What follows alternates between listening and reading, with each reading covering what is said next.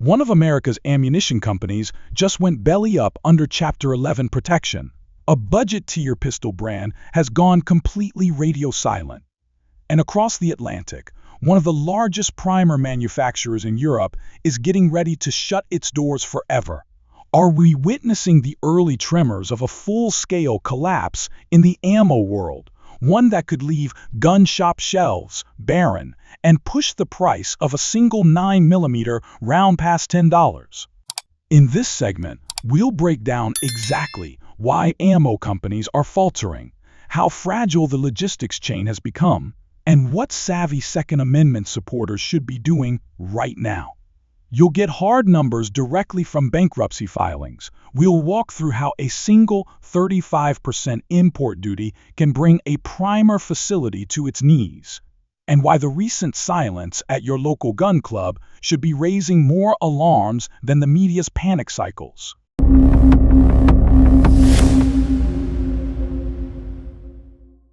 We'll rewind to the 2013 ammo drought following Sandy Hook, and the explosive buying spree during the 2020 lockdowns and riots, and then stack that against today's creeping, quiet squeeze.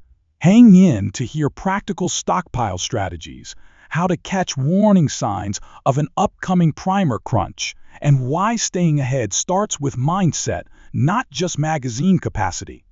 It all started when Specialty Cartridge Incorporated dropped its Chapter 11 paperwork into federal court in Georgia on May the 7th.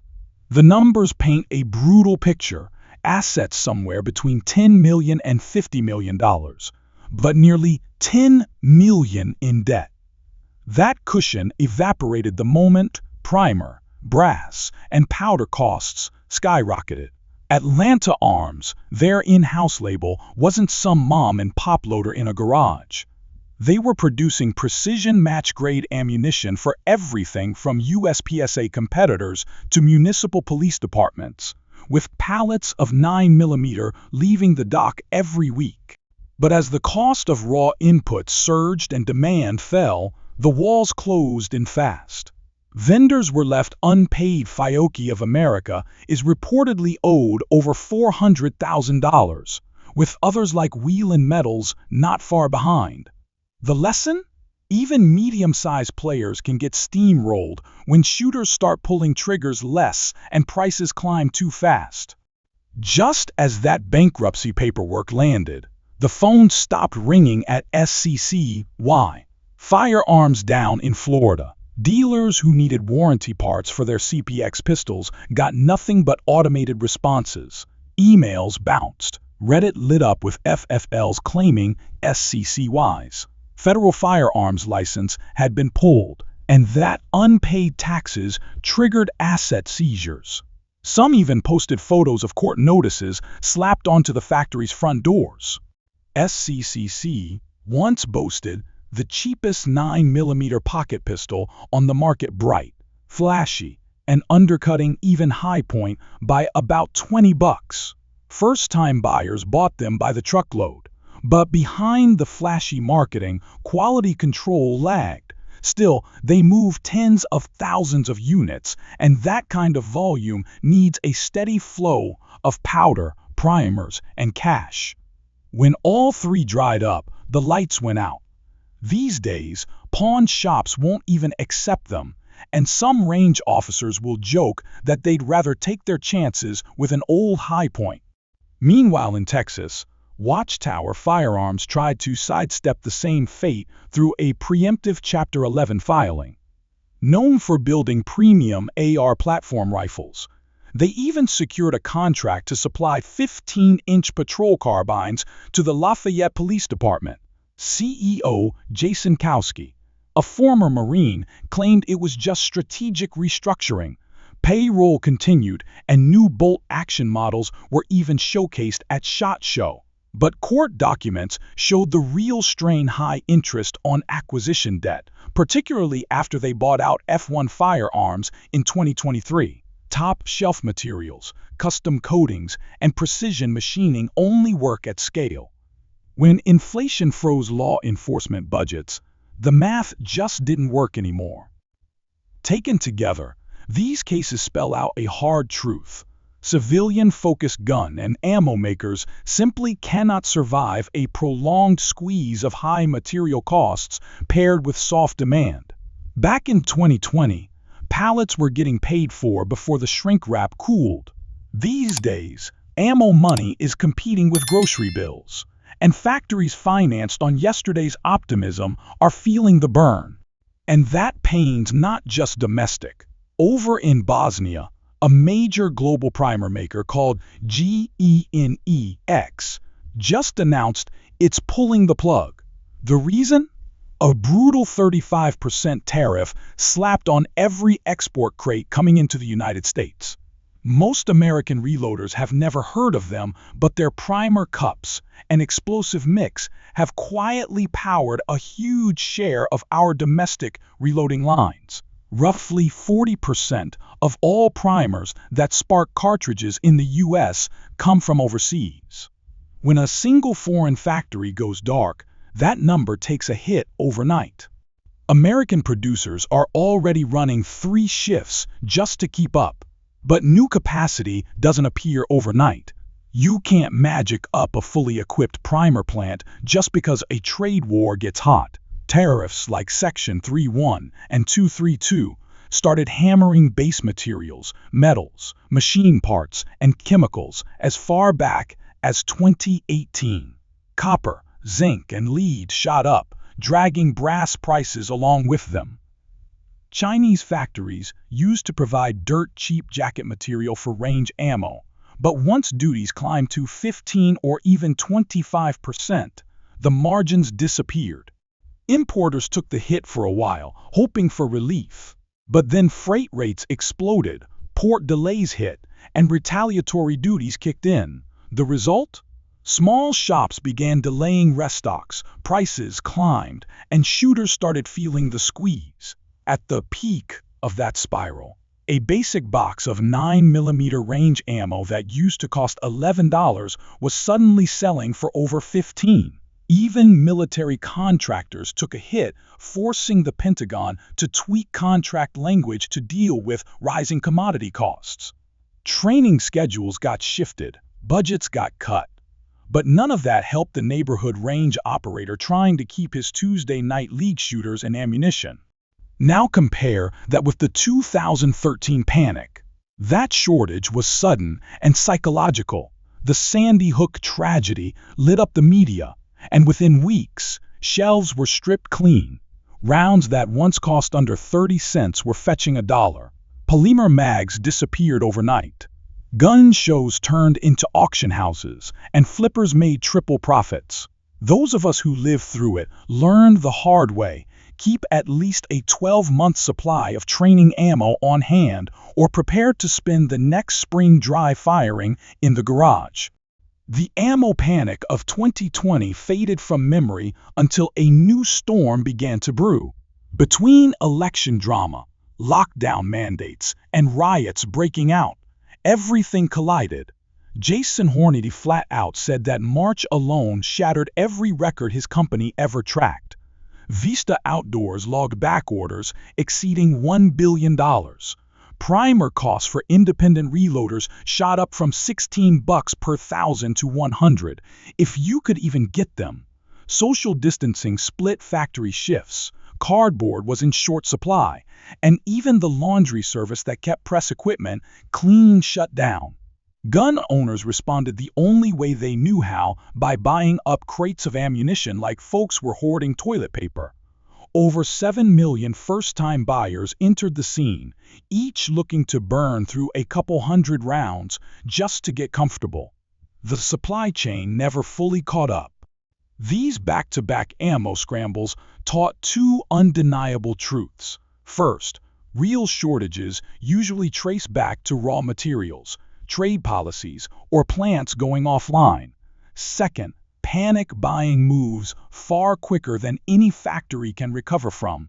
What we're seeing now has elements of both. Raw inputs still cost more than they should. Overseas tariffs are still hitting hard, and primer production just took a huge blow overseas. At the same time, most shooters aren't panic buying yet, so the plants aren't running those overtime shifts like they were during the height of the crisis. It looks calm from the outside, but that's the danger. Shelves might look stocked, but the system has less cushion than it did in those peak years of 2020 and 2021. It wouldn't take much a hot international conflict or a new anti-gun policy here at home to set off another buying wave before companies even greenlight extra production. And we're already seeing strange ripples. Distributors are now reporting back orders once slow calibers like 30-30 Winchester. Reloaders trying to find small rifle primers are settling for whatever the gun shop can dig out of the back. Primer makers experimenting with lead-free blends are stuck between rising costs and looming regulatory deadlines. The old-school lead styphnate still lights up every time and remains the cheapest way to go. Automation and artificial intelligence might help one day, but small shops can't afford to retool fast enough. Many could go belly up before they ever get the chance, shrinking the entire marketplace. Meanwhile, boutique rifle builders that rely on a single ammo partner are now learning the hard way proof loads might not show up on time. And if a gun company can't test fire its barrels, nothing ships. Jeff Hoffman, the man behind Black Hills Ammunition, once said proofing rounds are about obligation, not profit. If even he's struggling to fill those orders due to slow supply chains, the pain will trickle down fast. Now factor in regular Americans fighting grocery inflation and gas hikes, and you've got a situation where casual range trips are the first thing to get cut. Range owners lose foot traffic. They cut back on ammo orders, wholesalers reduce factory contracts, and the whole system starts to contract. But the machines and tooling don't get cheaper. When a mid-size ammo shop is pushing fewer pallets through the same high-cost presses, it doesn't take long before the bankers start asking tough questions. Just Ask Specialty Cartridge Chapter 11 doesn't lie. And here's the twist. A slow market can be just as destructive as a panic rush. When shelves look full, people stop stocking. But without consistent orders, factories struggle to cover fixed costs like electricity, payroll, and loan interest. If we lose 2 or 3 mid-size makers in a short window, surge capacity disappears right when it's needed most. That's why the collapse of Jin 10 in Bosnia matters. It's not just about one foreign brand, it's about a global supply chain that's already worn thin from war, politics, and environmental regulation. History tells us the first sign of trouble isn't always a price jump.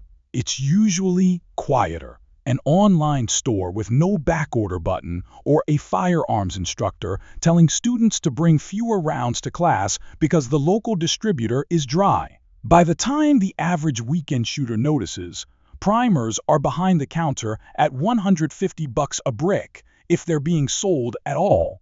And when that happens, social media won't blame tariffs or foreign policy, they'll scream about hoarders or shadowy government warehouses. But industry insiders will say the same thing they said in 2020. It's not about supply, it's about demand outpacing production. So what should the average shooter do, the guy or gal who just wants to hit the range this weekend without putting another mortgage on the house? Step 1. Take a real inventory. Count how many rounds of your trusted self-defense load you've got. Could you go 12 months without buying more? Now do the same for your range ammo. If the answer's no, don't wait. Start buying small, steady batches before you actually feel the pressure. Stick with common calibers. Rimfire is finally back under control, so pick up some bricks of .22 long rifle while it's still fun and affordable. Grab spare magazines and maybe a fresh recoil spring for your carry piece, not the one that's trendy online, but the one on your belt right now. Magazines are always first on the chopping block when new laws come down, and they're dirt cheap insurance.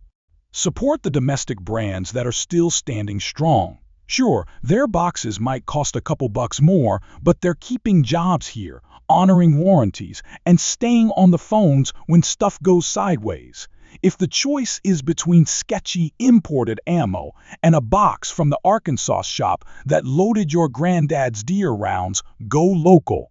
Watch the news on primer plants. When capacity expands, prices drop. When a facility goes offline, prices jump immediately. Even if you're not reloading today, stashing some primers now gives you a solid footing if you ever decide to start. Powder and bullets bounce back faster. That little metal primer cup.